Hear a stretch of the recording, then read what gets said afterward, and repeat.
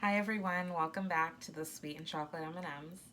I am making some stuffed peppers. So I'm going to be stuffing them with some ground turkey that has a couple veggies in it, mainly bell pepper. And I'm going to stuff that into other bell peppers. I'm also making some kind of special corn, you'll see as we go along. This is going to be kind of Mexican inspired in the spices. I can't wait to have it all. I'm excited, so let's get started. So to the hot oil, I'm going to add some onions.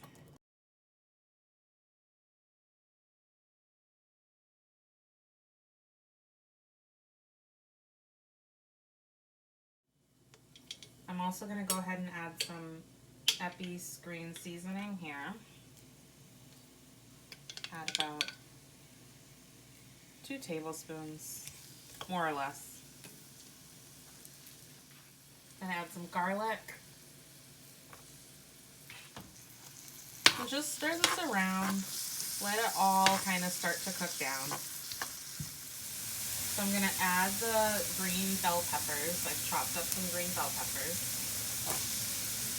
Okay, now the bell peppers, they're not expected to be fully cooked at this point, but they have a little heat to them. I'm now going to add the ground turkey. The ground turkey, I've kind of used a little lime juice to give it a little mild marinade. I don't do too much to ground meat all the time. It just really depends. I'm not adding salt at this point. Why? Because I'm using a fajita seasoning mix, and that is loaded with sodium. I'm actually using like half of the mix, and I don't want this to get overly salty. So I'm going to go ahead and sprinkle a little Mrs. Dash. This is a salt-free seasoning. You get the theme here. We're going to decrease our sodium, increase the flavor in a lot of these dishes now. And now I'm going to sprinkle about half of the seasoning mix. I like to add this mix now. A lot of these flavor mixes tell you to add it like once your meat is done. I like the meat to like cook with the seasoning. So I'm trying to like put that in now. It's got some onion powder, garlic powder. It's definitely got the chili pepper that we want, cumin powder. So those are the flavors I'm looking to add here.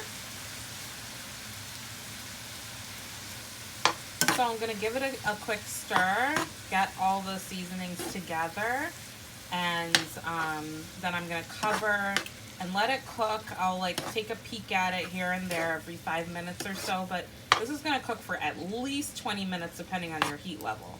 You want the ground turkey to get nice and cooked. It's going to spring liquid. That's perfectly fine. Let it cook. Then we'll take the lid off and let it brown. In the meanwhile, we're going to get started.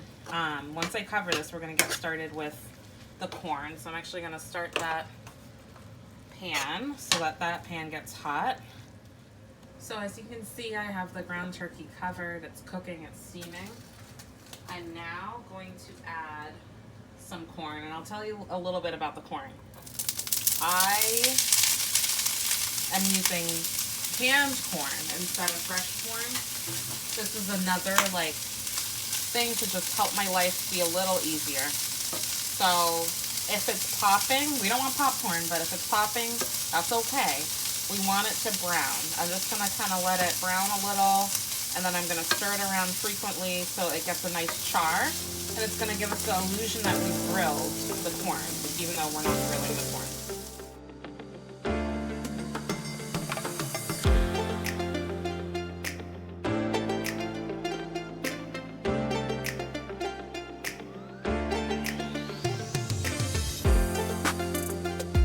So the corn is right where I want it. It's got some char, it's like doing its thing. So I'm just gonna let it hang out for a sec. I'm gonna put it in a bowl, and then I will start to add the goodies to it, which I will show you.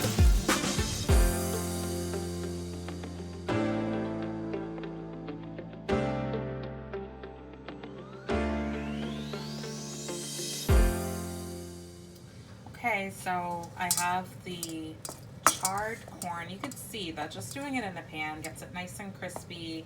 It's delicious looking as is, but we're gonna kick it up a notch by adding some fresh lime juice, some cilantro, salt, garlic powder. We're gonna add a little sour cream, and if it's not creamy enough, I might even add a little Greek yogurt, but I think I'll be okay with the sour cream to give it the cream. So I'm just using a fresh lime. I am not measuring this, probably should, but I'm pretty much gonna squeeze the juice of most of this half. Oops, the stem fell in there.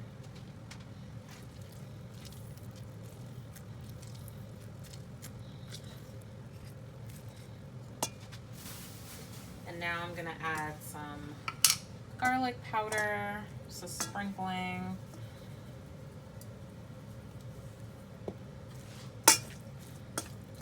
I'm gonna mix along the way just to get everything together. Right. And I should tell you, I use this metal pan. It is hot. It's still hot, so this is gonna be served nice and warm, which is great. Or at least I'm gonna have some nice and warm. I'm only gonna use a little bit of salt. Remember, I'm kind of keeping stock of all this sodium that we have in our diet. I'm gonna add a little bit there. And we actually are gonna top with some cheese, which has its own saltiness.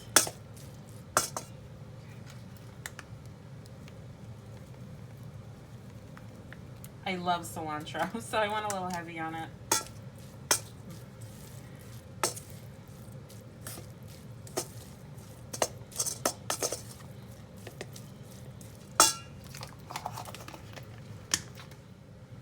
So I'm just gonna add the sour cream little by little.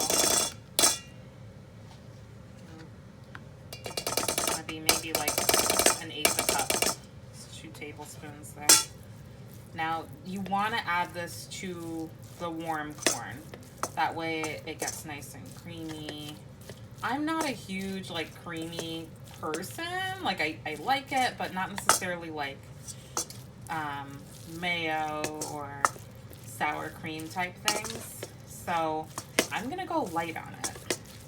Honestly, for me, something fall out of the pan? No, we're good. This 1/8 cup might be just what I need. It's like the right amount of creaminess for me and for the amount of corn I have. You want to adjust accordingly. I'm just gonna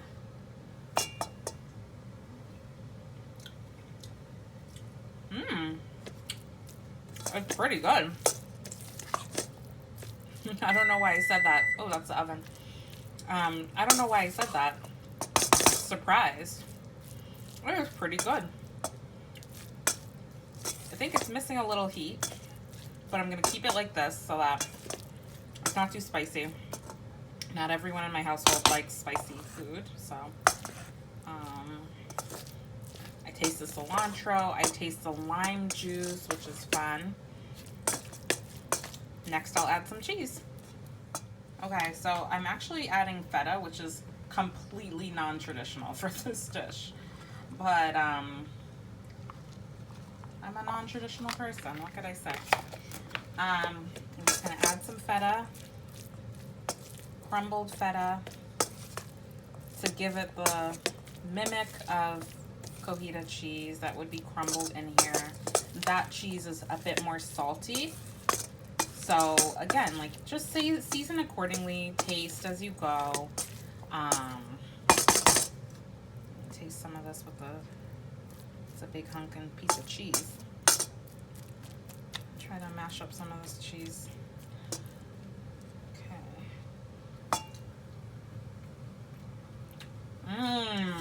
Okay. It's like a corn salad. This is how I view this. Except without a ton of veggies.